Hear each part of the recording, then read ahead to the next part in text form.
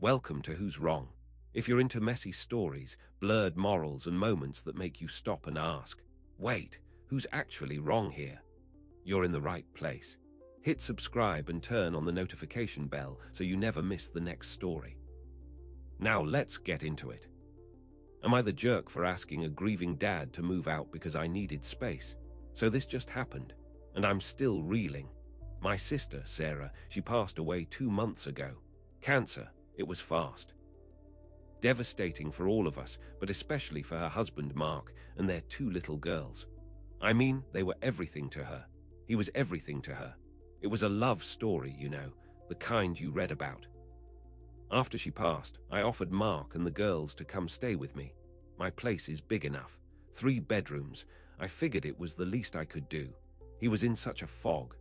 The girls, Lily, she's 8, and Maya, she's 5, they were so quiet. It broke my heart. I wanted to be there for them. For him, I thought it was temporary, you know, just until he got back on his feet, found his footing. But now it's been 2 months, and he's still here. And I'm losing my mind a little bit. He's a good guy, Mark, really, he's trying. He does the dishes sometimes, helps with the girls, but he's everywhere. His stuff is everywhere. The living room has become his grief cave. Blankets, tissues, half-eaten meals, it's a mess. And the smell, oh God, the smell. He hasn't really taken care of himself. Hygiene is not a priority for him right now, which I get it, I do. But my house smells like stale grief. And the girls, they're acting out. Lily started wetting the bed again. Maya has these screaming fits almost every day. I try to help, I really do. I read to them, play with them. But I'm not their mom, I'm their aunt. And I'm not equipped for this level of perpetual mourning. I have my own job, my own life. Or I did. I feel like a terrible person even thinking this. My sister just died. His wife just died. But I can't breathe in my own home. I walk into the kitchen, he's there. I go to the living room, he's there. Sometimes he just stares at the wall for hours. Other times he's sobbing so hard it shakes the whole house. I hear the girls asking him to play and he just says, "Daddy's tired." My heart breaks for them. It really does. But it's breaking for me too. Last night I just cracked. I came home from work and there were empty pizza boxes on the coffee table. Lily was watching TV. Maya was coloring on the floor right next to them. Mark was asleep on the couch, still in his clothes from the day before. The house was just heavy. I took a deep breath and I asked him. Gently, I cleared my throat. "Mark," I said. He stirred, opened his eyes slowly. He looked so lost. My heart sank. I told him, "Mark, I love you. I love the girls. And I want to help, but I need my space back." He just stared at me. His eyes were red-rimmed. He didn't say anything for a long time, just looked at me. Like I'd just punched him. I felt like I had. I saw the hurt in his eyes. The deeper hurt, on top of all the hurt he already had. He finally spoke, a whisper. "Meaning, you want us to leave?" My stomach dropped. I said, "Not immediately, of course, but yes, eventually." Soon, I tried to explain that I just needed some normalcy, that I was struggling too, that I was grieving Sarah too, and I couldn't grieve effectively with all of this. He just turned his head away, didn't say another word. Just closed his eyes again. The girls were still there, watching TV, oblivious, or maybe not. I don't know. I went to my room and cried. Now I don't know what to do. I feel like the biggest monster on the planet. He has nowhere else to go right now. His family lives out of state. My parents are older. They can't take on 2 kids and a grieving man. I feel like I just kicked a puppy, a grieving puppy. But I also feel a twisted kind of relief, like I can finally breathe a little. Is that horrible?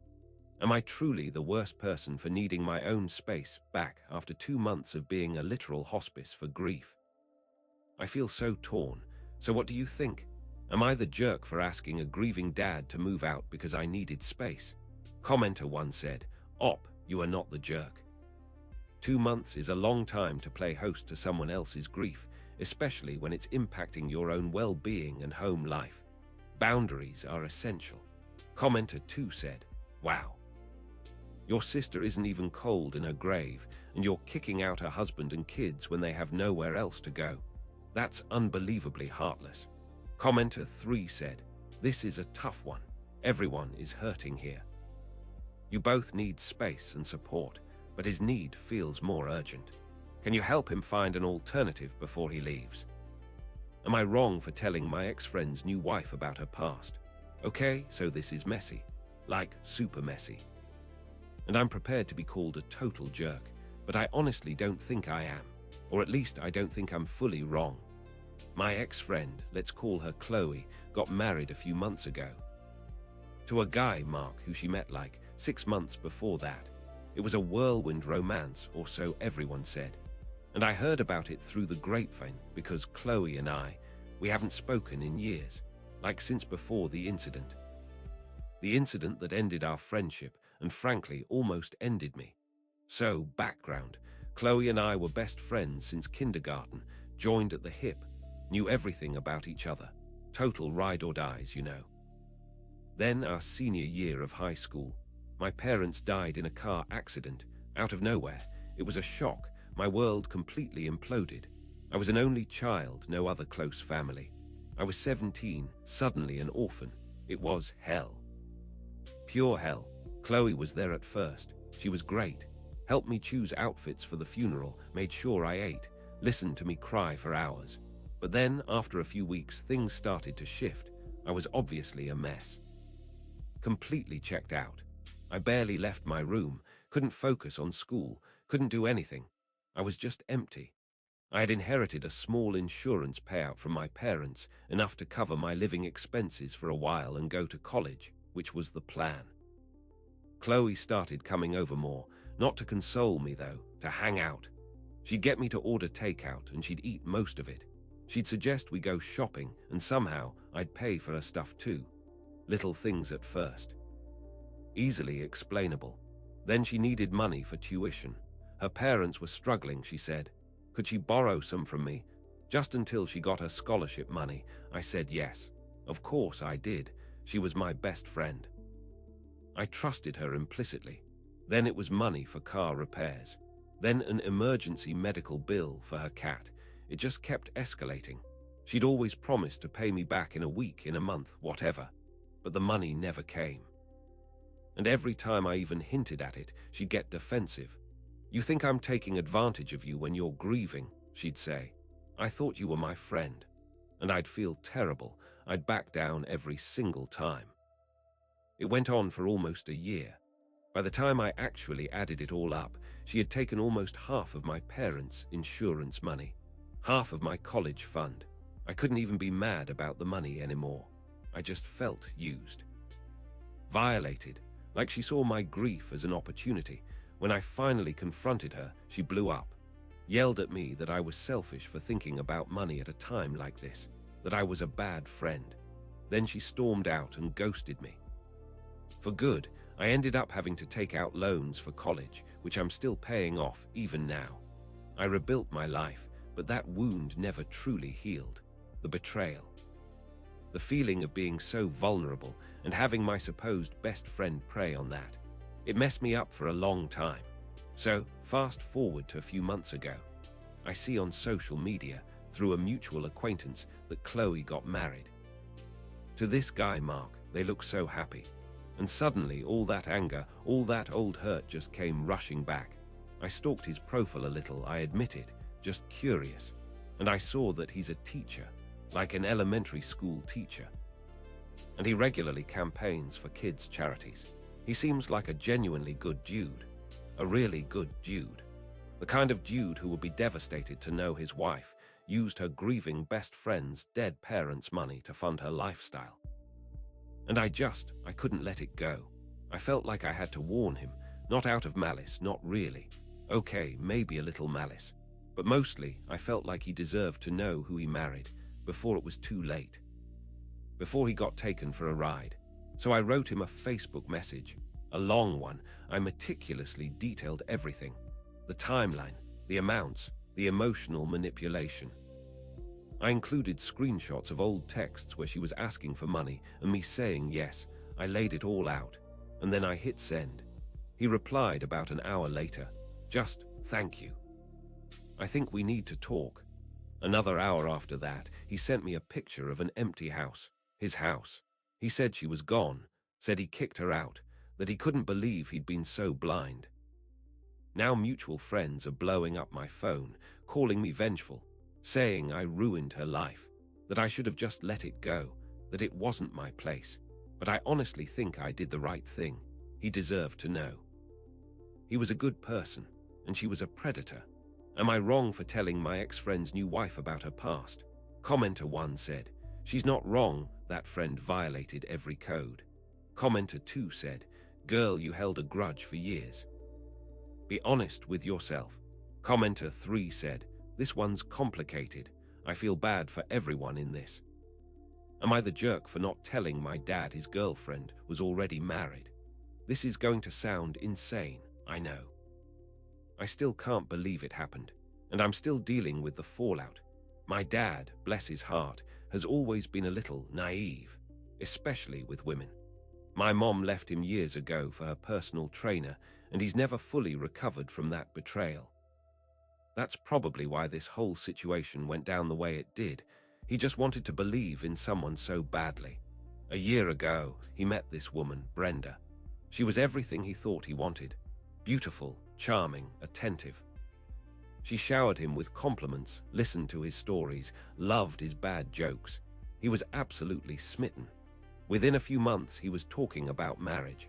My sister and I were happy for him mostly. He deserved happiness. But there was just something off about Brenda. She was constantly on her phone, whispering. She always had an excuse not to meet his friends or family. My dad would try to bring her to family dinners, and she'd suddenly have a migraine or a work emergency. It was weird. She was always vague about her past, said she'd traveled a lot and had a complicated life. My dad, being my dad, just ate it up. He thought it was mysterious and exciting. My sister Clara and I, we just exchanged glances. We tried to talk to him, gently. "Dad, are you sure about this? Don't you think she's a little secretive?" He just brushed us off. Said we were jealous or overprotective. Then here, where it gets wild. About 6 months ago, I was at a charity gala with my husband. It was a fancy event, lots of people. I was networking, talking to different people. And I saw her, Brenda. She was across the ballroom, holding hands with a man. He was much older than my dad, silver-haired, distinguished. They were laughing, looking incredibly comfortable together, like a long-married couple. And they were wearing matching wedding rings, clear as day, gold bands, engraved even. I saw it when she raised her hand to sip champagne. My heart just dropped into my stomach. I excused myself from the conversation I was having and just stared at them. They were so affectionate. He was rubbing her back. She was leaning into him. This was not a casual date. This was a husband. I pulled out my phone, subtly opened the camera, and zoomed in just enough to get a clear shot of her hand, the ring. Then I found Clara and pulled her aside, showed her the photo. Her jaw dropped. "Oh my God," she whispered. "This is insane." We spent the rest of the night trying to figure out what to do. Do we tell Dad immediately, or do we investigate further? We decided on the latter. We didn't want to just accuse her without proof. This was our dad. His heart was involved, so Clara, being the more tech-savvy one, did some digging. It wasn't hard. A quick public records search. The man's name was Richard. And yes, a marriage certificate popped up. Brenda and Richard. Married for 27 years. They owned a house together. He was a prominent local businessman. It was all there, black and white. Our dad was dating a married woman, a woman who was actively, publicly married to someone else. It was a full-blown affair. Clara wanted to tell Dad right away. She was furious, incensed. "We have to tell him before he proposes," she said, but I hesitated, and this is where I might be the jerk. I looked at my dad, who had been so happy these past few months. He was smiling more than I'd seen him smile since Mom left. He had a lightness to him, and I couldn't bring myself to shatter that. Not yet. Not just like that. I argued with Clara. I said, What if we just wait? What if she breaks it off with him? What if we catch her again, red-handed with him? We need to make sure she's not just playing some game. I know. It sounds like denial. It probably was, but I wanted to protect him from another heartbreak, from the humiliation. Clara reluctantly agreed for a few weeks. Those few weeks turned into a month, then 2. And then my dad called us. He was ecstatic. He was proposing to Brenda that weekend. He had bought a ring. My heart hammered against my ribs. It was too late, I thought. Surely now she would have to admit something. Surely she wouldn't go through with this. That weekend he proposed. She said yes. She cried. He cried. It was a beautiful, fake, horrible moment that I had to sit through with a forced smile. Clara was seething beside me. She kept kicking me under the table. After the proposal, when Brenda went to the bathroom, Clara grabbed my arm. "We have to tell him now." And I said, "No, not now, not like this. He's so happy. Let him have this." Clara looked at me like I was insane. "You're covering for her. She's a cheat, and you're letting her walk all over Dad." But I just felt frozen. I felt like telling him now, in that moment of pure joy, would be worse than letting it play out. In my messed up logic, I thought perhaps she would come clean herself, that she would realize the gravity of what she was doing, or maybe I just couldn't bear to be the one to break his heart. Again, so I kept silent, for months. They started planning the wedding. My dad was over the moon. Brenda was still vague, still secretive, but she was engaged to my dad, and still married to another man. The wedding date was set for 2 weeks from now. And then last night, Richard, her husband, showed up on my dad's doorstep with a photo album and a divorce lawyer. Apparently, my dad wasn't the only one being fooled. Brenda was also telling Richard that she was still married to him and that my dad was just an old friend she was helping out. The lawyer had been gathering evidence for months. My dad is devastated, humiliated. He's in shock. He won't answer my calls. He won't answer Clara's calls. He's heartbroken, and Clara is furious at me. Furious. She says because of my silence, she got her hopes up even higher. Because of my silence, my dad was hurt even worse. Was I the jerk for not telling my dad his girlfriend was already married? Commenter 1 said, Op was trying to honor a private choice, not lie. Commenter 2 said, nope, family first. You should have told him. Commenter 3 said, honestly, I'm so divided on this one. Everyone's hurt. Am I wrong for not giving my childhood diary to my sister? This is a deep cut, guys, and it still hurts. I'm talking about a wound almost 20 years old that just got ripped open again. And I don't know if I did the right thing. My younger sister, Sarah, she's 4 years younger than me. When we were kids, we were inseparable, best friends. Even though I was a teenager and she was still little, we had this bond. She looked up to me so much. When I was 13, I started keeping a diary. It was one of those sparkly, lockable ones with a tiny key. Super cliché, I know, but it was my safe space. My parents were complicated. My mom suffered from severe depression and anxiety, and my dad was an alcoholic. Our house was not a calm place, ever. So my diary was where I poured everything out. My crushes, my fears, my dreams. But mostly, it was where I wrote about the reality of our home life. The arguments, the things my mom would say when she was really low, the way my dad would disappear into his bottles. The fear, the constant, underlying fear. I wrote about how I felt responsible for Sarah, how I tried to shield her, how I'd distract her when arguments started, how I'd lie to her about where Dad was. I chronicled everything I saw and felt. It was my way of coping. My truth. When I turned 18 and left for college, I packed up most of my things. But the diary, I left it hidden in my old room, in a shoebox at the very back of my closet under a pile of old yearbooks. I just forgot about it, or maybe I subconsciously wanted to forget. It was a painful reminder of a very dark time. Years passed. I built my own life, got married, had a kid. Sarah and I maintained a relationship, but it was always a bit distant. She rarely talked about our childhood. Whenever I tried to bring it up, she'd change the subject or get quiet. Our parents never really got better, and eventually they passed away within a year of each other. A few months ago, Sarah called me. She was hysterical. "I found it," she said, voice shaking. "I found your diary." My blood ran cold. She had been cleaning out our old room in our childhood home, getting it ready to sell.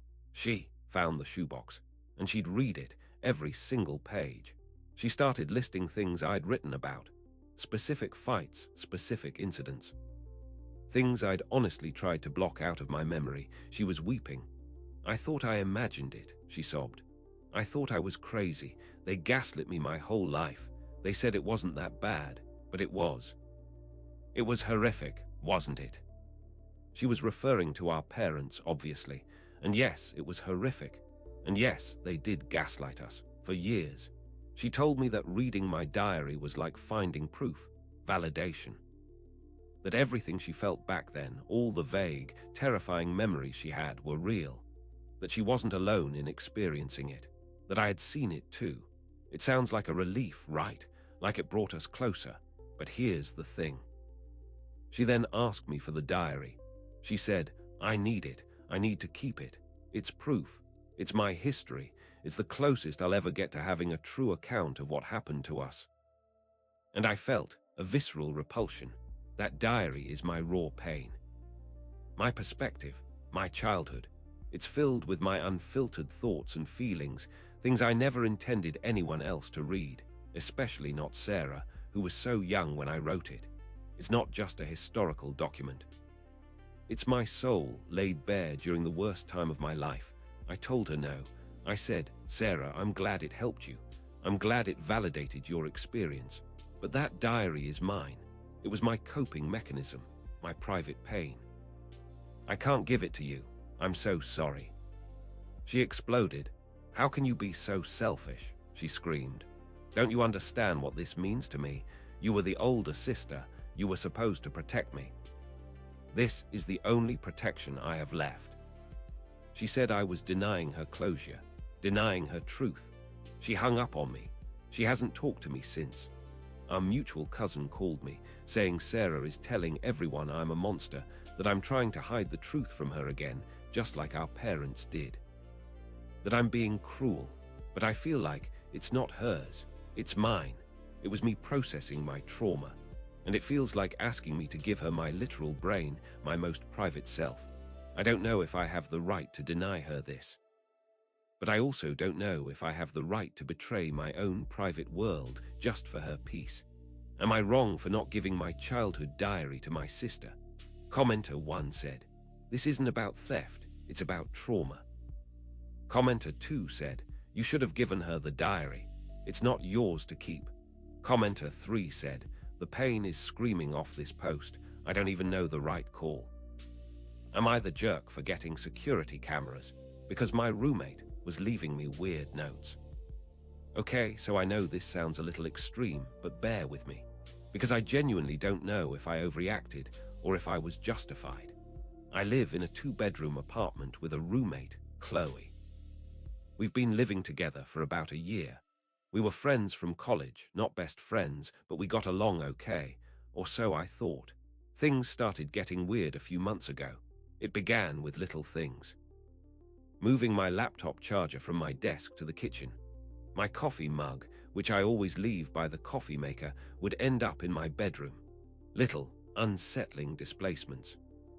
I just thought I was forgetting things, or maybe Chloe was just tidying up a little aggressively. Then the notes started.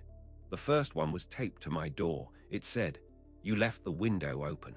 Again." The cat could get out. We don't have a cat. I don't own a cat. Chloe doesn't own a cat. I was so confused. I asked her about it. She just shrugged and said, "Oh, I thought you were getting one." My bad, which was a lie because we'd never discussed me getting a cat. Then other notes appeared. On my pillow, "Dreaming too loud again." In my shoe, "Your laces were untied. Dangerous."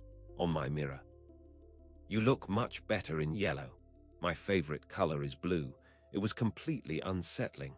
Each note was printed, not handwritten, so I couldn't even recognize the handwriting. I confronted her about it.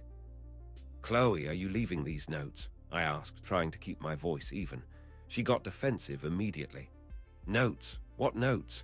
Why would I leave you notes? She looked genuinely bewildered. Too bewildered, I couldn't tell. I showed her one, the dreaming too loud one. She just shook her head. That's creepy. I didn't write that. Maybe you're doing it yourself and forgetting. I laughed, but it was a nervous, disbelieving laugh. I'm not leaving myself weird notes, Chloe. But she insisted it wasn't her. It made me feel crazy, like I was imagining things. But the notes kept coming, and the little displacements kept happening. My toothbrush ended up in the freezer once. My car keys, which I always put on the hook by the door, were in the spice cabinet. I started feeling really, really unsafe in my own home, like someone was watching me. Like I was being messed with, deliberately. I couldn't shake the feeling that Chloe was playing some kind of sick game, but her denials were so convincing. I got to a point where I was terrified to go to sleep. I couldn't relax. I was constantly checking my belongings, looking for notes, opening my bedroom door with a knot of dread in my stomach. So I did it. I ordered a set of small, discreet security cameras, not in the bathroom, obviously, but one in the living room, one in the kitchen, and one facing the hallway entrance to our bedrooms. I set them up when Chloe was at work. They were tiny, they blended in. Mostly, I didn't tell her. I felt sneaky, but also like it was my only option. I needed proof. I needed to know what was happening. I got pinged by the motion sensor in the living room around 2 a.m. that night. My heart hammered. I opened the app on my phone. It was Chloe. She was creeping out of her room slowly. She went into the kitchen. Then she opened the fridge, pulled out my milk carton, took a swig directly from it. Then placed a small printed note on the counter. Then she went into my bedroom. My door was closed but not locked. I always leave it unlocked. She opened it slowly. And she stood there just inside my doorway for what felt like an eternity, just staring at my sleeping form, motionless. I was frozen. My blood ran cold. The note she left. It said, "Stop breathing so loud." The next morning, I packed a bag. I called my sister and told her I needed to stay with her for a bit, that Chloe was acting weird. I didn't tell her about the cameras or what I saw. I didn't want to sound unhinged. When Chloe came home, I was already gone. I texted her, "I'm not coming back to the apartment until you move out. I know about the notes. I know what you've been doing. I have proof." She immediately blew up my phone, calling me insane, accusing me of spying, threatening to call the police for putting cameras in her home, which technically, I guess I did put cameras in places she also occupies, but not in her private space. But I felt like I was being terrorized in my own home. I felt threatened, and I needed to know. She still denies everything, even though I alluded to having proof. She says I'm projecting my own paranoia onto her. Now I'm staying with my sister, and I'm stressed. The landlord says I can't just kick Chloe out, that we're both on the lease, but I refuse to go back there. And Chloe is refusing to leave. So, am I the jerk for getting security cameras because my roommate was leaving me weird notes? Commenter 1 said, "I would have installed the camera too.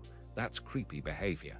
Commenter 2 said, "This went from petty to terrifying." Commenter 3 said, "Wait, did anyone else hear footsteps at 2:37? Am I wrong for ghosting a guy after he sent me a 10-page relationship pre-assessment? Okay. Where do I even start with this one? I'm still a little shell-shocked, and I genuinely don't know if I'm overreacting or if I dodged a bullet and did the right thing. So, I'm on a dating app. You know the drill. Swipe, match, chat, maybe a first date. Standard. I matched with this guy, let's call him Alex. He seemed pretty normal from his profile. Good looking, nice job, liked hiking and dogs. Standard stuff. We chatted for a few days. The conversation was intense. He was very philosophical, talked a lot about emotional intelligence and trauma-informed relating. Which, okay, I'm all for. I've done my own therapy. I believe in healthy communication. So I was intrigued. He asked me out. Coffees, I said yes. Seemed promising. But then the next day before our date, I got an email from him. And it wasn't just a looking forward to it email, it was a PDF. Attached to a very formal, almost clinical email with the subject line, Pre-first date foundational compatibility assessment.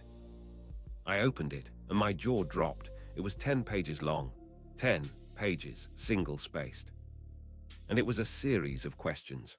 Not like cute, what's your favorite color questions. Nope. These were deep, probing, almost therapeutic-level questions. It started with a waiver.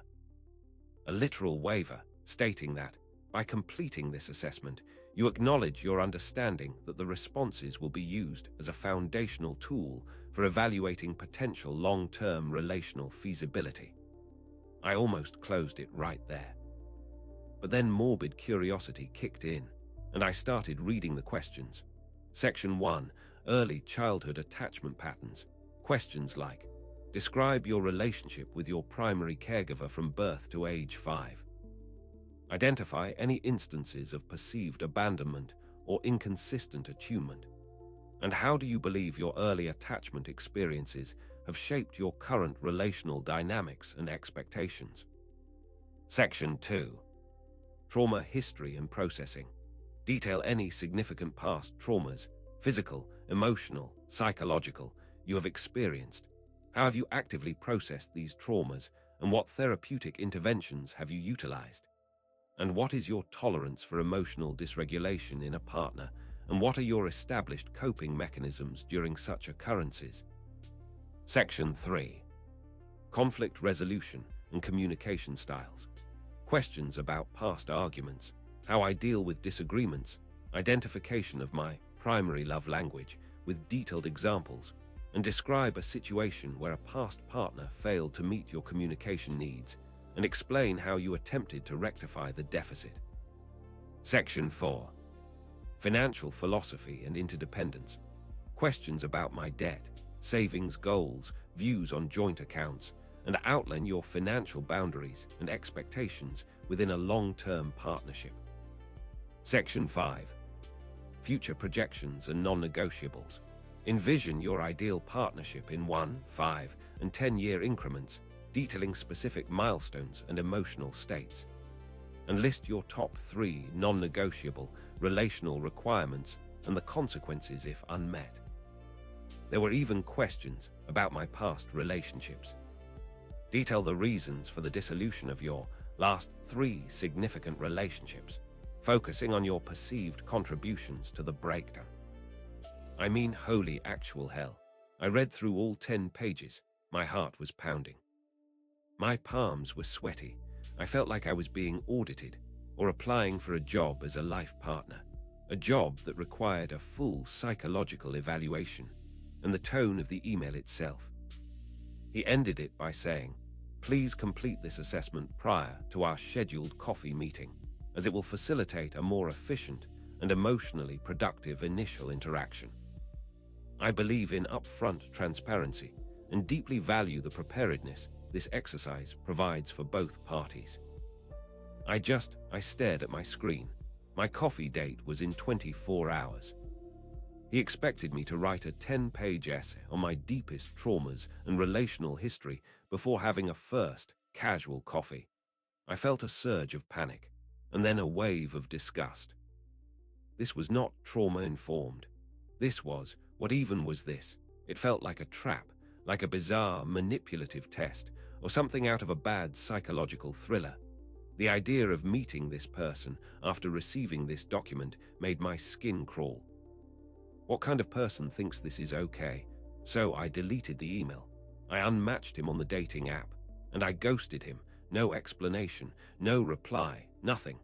My friend said I was rude, that I should have at least said something. That maybe he was just trying to be thorough, and I shouldn't judge him so harshly. But another friend said I completely dodged a bullet. Am I wrong for ghosting a guy after he sent me a 10-page relationship pre-assessment? Commenter 1 said, "Run. You ran. You survived. Good call." Commenter 2 said, "What even is a groom replacement protocol?" Commenter 3 said, "Okay, but is anyone else curious what the assessment is?"